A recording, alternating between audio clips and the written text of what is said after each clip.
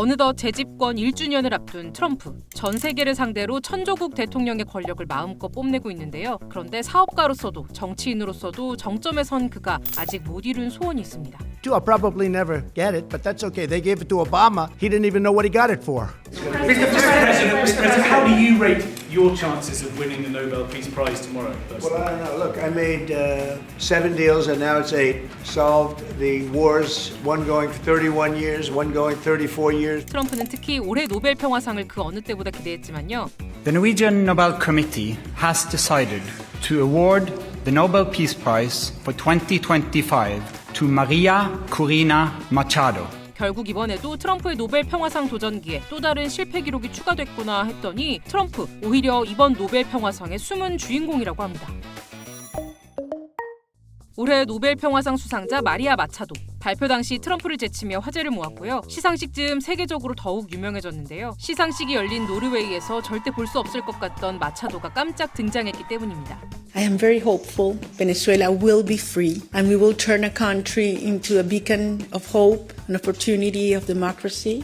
왜 마차도의 참석이 불가능에 가까웠냐고요? 마차도는 베네수엘라의 민주화 운동가인데요. 마두로 독재 정권에 저항하다 2014년부터 출국 금지를 당한 상태였거든요. 특히 지난 1월 초 반정부 시위 이후 자취를 감춘 채 베네수엘라 모처에 은신하고 있다는 소식만 들렸는데요. 거의 1년 만에 베네수엘라에서 수천 킬로미터 떨어진 노르웨이에 나타난 겁니다. 마차도의 노르웨이 이동 작전은 마치 첩보 영화를 방불케 했다는데요. 베네수엘라의 수도 카라카스 외곽의 은신처에 숨어 있다가 가발 등으로 변장한 채 약 10곳의 검문소를 통과해 한 어촌 마을에 갔대요. 그곳에서 나무배를 타고 또 퀴라소라는 섬나라로 향했고요. 그리고 그곳에서 비행기를 타고 미국 메인주에 들렀다가 노르웨이 오슬로에 도착할 수 있었다고 해요. 비록 탈출 과정에서 척추 골절상을 당하고 악천후 때문에 예정보다 도착이 늦어지면서 마차도의 딸이 대리 수상했지만요. 그런데 마차도 개인이 이 모든 과정을 준비하고 실행했다기엔 무리가 있어 보이잖아요. 이 비밀 작전의 배후로 유력하게 거론되고 있는 인물, 뜻밖에도 트럼프입니다. 우선 마차도는 노벨 평화상 수상 직후 트럼프 대통령이 전 세계 평화를 위해 하는 일에 감사하다고 밝혔고요. 수상 후 트럼프와 통화도 했다고 밝혔죠. 심지어 마차도가 베네수엘라를 탈출할 때 미국의 F-18 전투기가 인근 해역 상공을 근접 비행했다고 하고요. 퀴라소에서 오슬로로 향할 때는 미국 마이애미 기반의 한 조력자가 제공한 전용기를 타기도 했거든요. 마차도 본인은 미국 정부로부터 지원을 받았다. 그러나 보안상의 이유로 말을 할 수는 없다라고는 하였는데 실제로 이 마차도를 탈출을 시켰다고 하는 NGO가 있는데요. 그레이 불 레스큐 파운데이션이라는 위험에 있는 국가 또 이런 그 중요 인사들을 안전한 곳으로 피신시키는 NGO로 알고 있고요. 공군기가 들어가고 하는 거 그런 부분에 있어서는 이제 미국이 어느 정도 관여를 했을 것이라고 추정할 수 있는 근거가 되겠습니다. 아니 근데 사실 트럼프 항상 노벨 평화상 하면 오바마를 언급할 정도로 뒤끝있기로 소문나 있잖아요. 그런데 왜 트럼프가 다른 사람의 수상을 도왔을까요? 왜 적의 적은 나의 동료라는 말이 있잖아요. 트럼프와 마차도도 공통의 적이 있는데요. 바로 아까 말했던 베네수엘라의 대통령 니콜라스 마두로입니다. 트럼프 정부는 마두로를 세계 최대의 마약 밀매업자로 마두로 정권을 테러 단체와 협력하는 불법 테러 정권으로 규정했고요. 베네수엘라 인근에 항공모함을 배치하며 마두로의 퇴진을 압박하고 있습니다.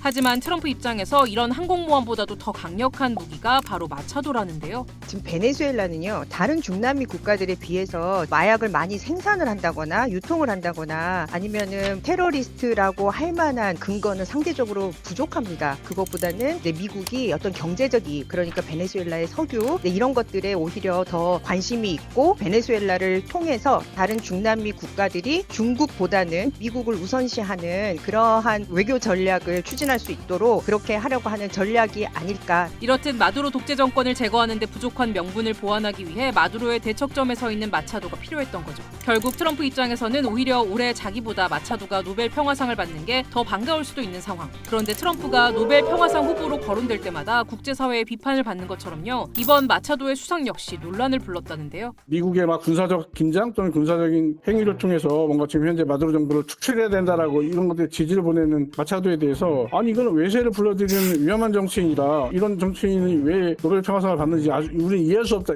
심지어 마차도는 유럽의 트럼프로 불리는 헝가리 오르반 총리 주도의 정치그룹 PFE나 비판 여론이 많은 이스라엘의 네타냐후 총리 등과 깊은 유대 관계를 맺고 있습니다. 그럼에도 마차도가 노벨 평화상을 탄 이유를 두고 다양한 추측이 나오는데요. 표면적으로는 베네수엘라의 민주화를 향한 노르웨이 정부의 노력이 설득력을 얻습니다. 노벨 평화상 심사위원은 노르웨이의 의회가 지명을 하게 되어 있습니다. 근데 노르웨이가 그동안에 베네수엘라 민주주의와 평화를 위해서 중재자 역할을 했거든요. 그런데 이제 마두로 대통령이 노르웨이의 중재안을 받아들이지 않고 이제 지금까지 온 것이에요. 하지만 그 이면에는 미국, 특히 트럼프의 눈치를 볼 수밖에 없었을 거란 지적도 있어요. 저를 포함해서 많은 국제정치 전문가들이 노벨 평화상 자체가 갖고 있는 상징적 정치라고 하는 부분을 인정합니다. 트럼프를 직접 노벨 평화상 수상자로 지정, 이거 굉장히 부담스러운 일이었을 것 같아요. 그 주변의 측근에 지명을 해줌으로 인해서 좋은 이미지 효과들 트럼프는 갖고 가는 것들고요. 마츠로가 당선된 이후에 트럼프의 태도가 이 수상의 결과들을 함께 좀 나누겠다. 최근 미군이 베네수엘라 유조선을 납포하고 카리브해에 특수부대를 전개하는 등 미국과 베네수엘라 사이 긴장감이 극대화되고 있는 상황인데요. 미국의 압박에 의해 마두로가 물러나고 마차도가 권력을 잡더라도 베네수엘라의 혼란은 계속 이어질 거란 분석이 나옵니다. 베네수엘라의 군부와 미래 권력인 마차도와의 관계가 어떻게 설정이 될지